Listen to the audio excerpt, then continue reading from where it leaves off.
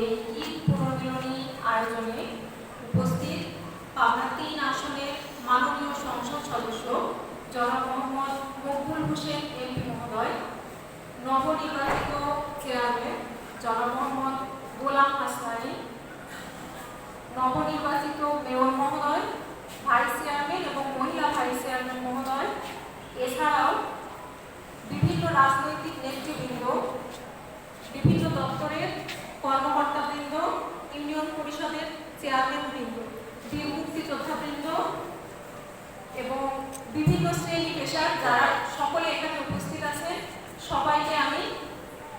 ঈদের শুভেচ্ছা জানাচ্ছি। আশা করি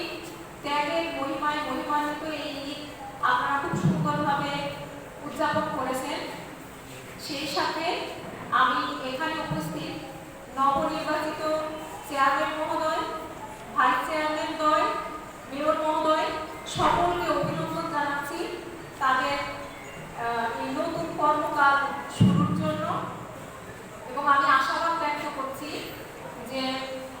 নবনির্বাচিত চেয়ারম্যান